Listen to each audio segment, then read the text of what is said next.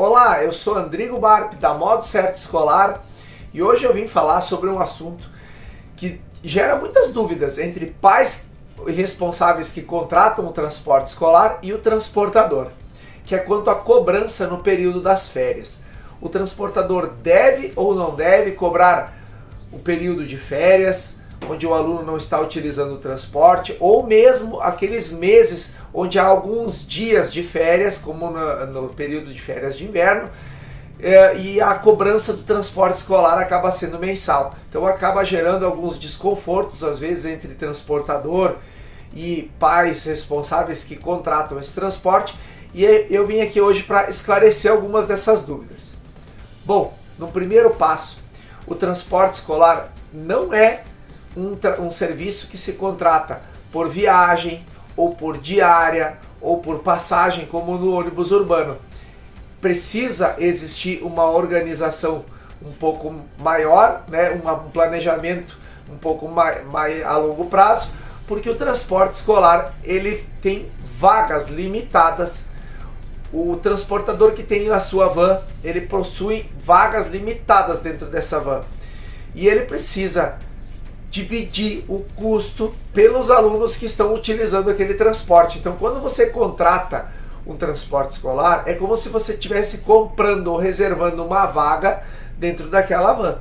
E o transportador está contando, então, com a mensalidade, com o pagamento daquela vaga, para que ele possa organizar o seu financeiro, organizar a sua empresa, organizar o seu negócio. E muitos desses custos que o transportador tem, ele é mensal, como seguros, ele acaba contratando para esses alunos que ele vai atender, que é o pessoal que trabalha nesse transporte escolar, seguros, vistorias, as prestações que ele tem. Então tudo isso ele precisa fazer essa programação para manter com os clientes que ele tem para transportar. Eu quero te dizer que essa cobrança ela é legal, pode acontecer desde que ela esteja prevista, né, que ela foi informada para o cliente, que conste no contrato de que forma ela vai ocorrer. Eu vou te explicar agora o porquê e como existe essa cobrança nesses períodos de férias. Então, pessoal, olha só, nem todas as empresas, nem todos os transportadores fazem da mesma forma, nem todos cobram o período de férias, principalmente naquelas férias maiores, que é no final do ano, onde tem quase 2 meses de férias em algumas localidades. Alguns transportadores não cobram esse período, outros sim, e eu vou te explicar agora então por que existe essa cobrança em algumas localidades. Alguns transportadores fazem dessa forma. Como eu disse antes, então, quando o responsável contrata um transporte para levar o aluno, ele está reservando uma vaga, comprando uma vaga dentro da van do transporte escolar. Então, o transportador ele faz toda uma programação para que ele possa manter os seus custos, né? Aqueles custos que eu disse antes e outros que são mensais, como combustível, manutenção do veículo e uma série de outros. Fazendo essa programação para um período de 1 ano, que ele vai ter um ano letivo inteirinho para levar esse aluno. Vamos supor que esse transportador ele consiga visualizar que ele vai precisar cobrar de cada aluno R$ 2.800 para aquele período. Então são R$ 2.800 para ele manter o transporte daquele aluno no período letivo de aula, que são lá, vamos supor, uma média de 10 meses no ano. Então, ele vai pegar esses R$ 2.800 e dividir em 10 ou 12 parcelas. Então, por isso que alguns transportadores cobram o período de férias, outros não cobram o período de férias. É simplesmente por causa dessa organização, dessa forma de dividir. É como se você estivesse fazendo uma compra e dividindo ela em 10 ou 12 parcelas. Então, não é a questão de meu transporte ou o transportador está cobrando o período de férias, por exemplo, de inverno, onde tem alguns 15 ou 7 ou 15 dias de aula. Ele está cobrando um valor que ele já calculou para todo o período letivo e dividindo em parcelas iguais, justamente para facilitar para o cliente dele, para quem contratou o transporte escolar. Então vamos lá, ele fez essa cobrança em 10 parcelas de 280, ou ele fez essa cobrança em 12 vezes de 233 com 33, de repente isso aqui vai ser arredondado, ou ele vai ter de repente alguma cobrança de algum juro, alguma coisa parecida. Mas o básico é mais ou menos dessa forma, e é por isso que gera muita dúvida, muitas dúvidas às vezes. Ah, mas o tio da van, a empresa que eu contratei para transportar o meu filho, ela está me cobrando os períodos de férias. Esse é o motivo, ele não está te cobrando aquele período de férias que ele está transportando, que ele não está transportando o aluno. Ele dividiu o valor anual em 10 ou 12 parcelas. E é por isso que isso é legal.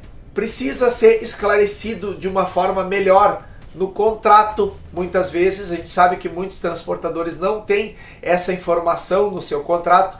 Isso é legal que esteja lá descrito, para que não pegue também o cliente de surpresa. O cliente precisa ser informado de que a cobrança é feita dessa forma.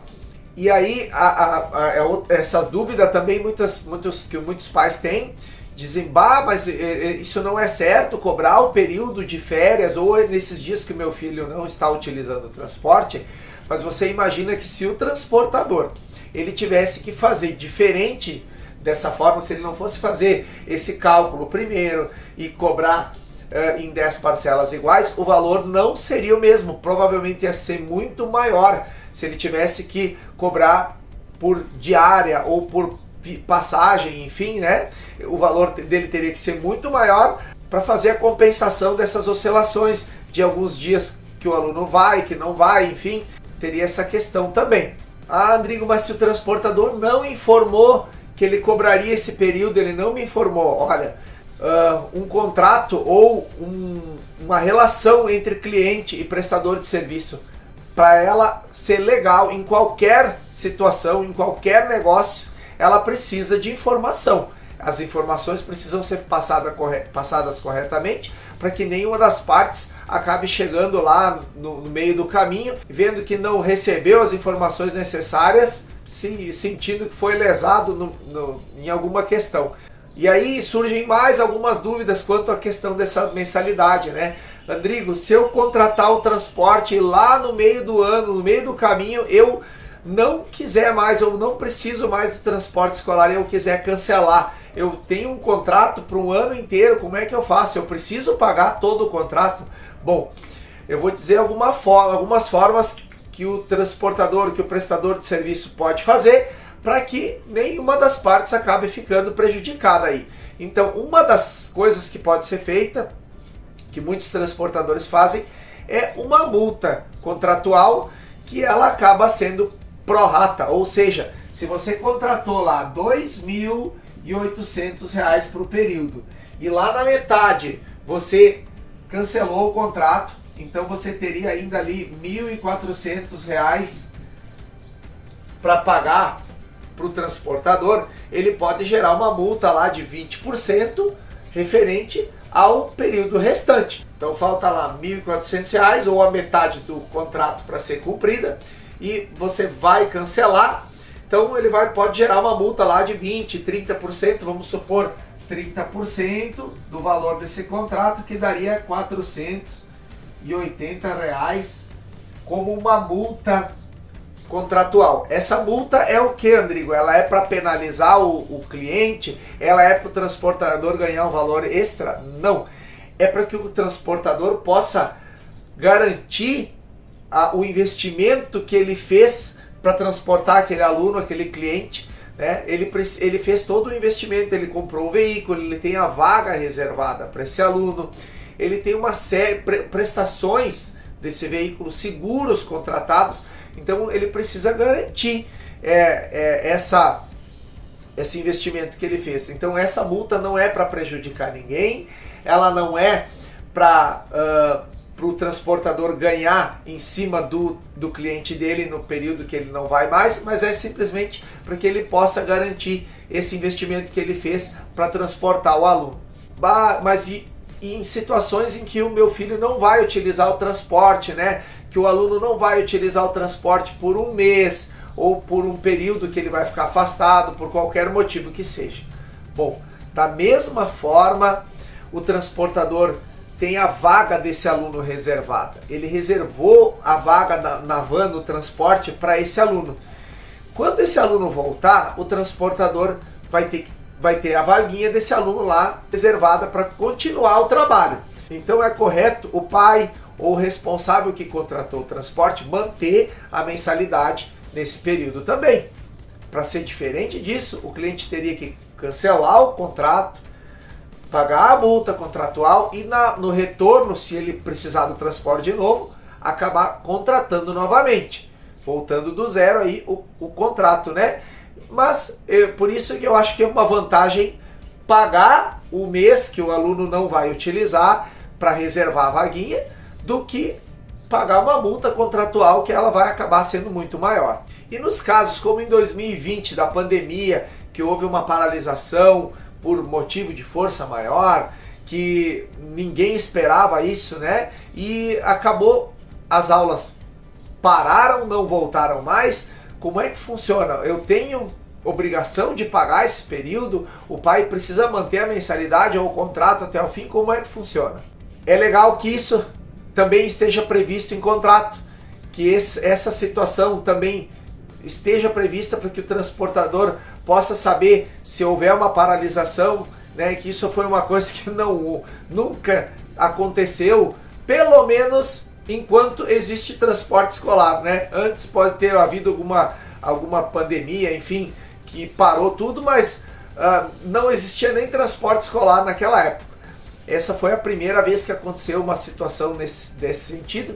Então é legal agora pensar e colocar em contrato o que vai acontecer caso houver uma paralisação por motivo de força maior, e a forma que vai ser feita a cobrança, ou enfim, ou uma multa contratual. É importante dizer que ela não pode ser estabelecida de uma forma que ela infrinja o direito do consumidor. Então é preciso observar isso também para que o transportador possa organizar e elaborar o formato de como ele vai fazer se houver essa paralisação.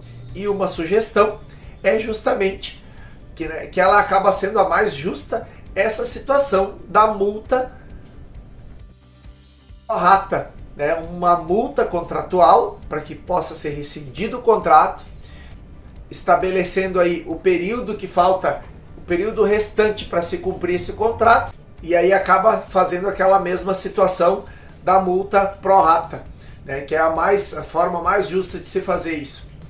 A gente pega lá o valor, R$ 2.800, que é o valor total do contrato, e divide ele, né, em parcelas, e a gente vê quanto tempo falta para concluir o contrato. Bom, falta lá R$ 2.000 para cumprir todo o contrato.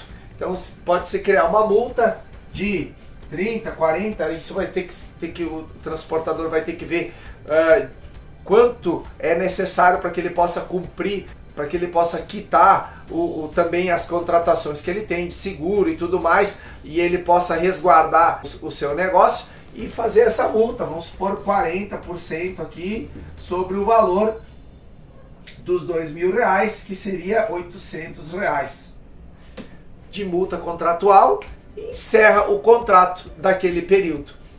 Dessa forma, nem o cliente, nem o transportador acaba saindo prejudicado, e a situação acaba ficando prevista e esclarecida, muito mais fácil, para que ambos possam entender de que forma vai ocorrer essa relação.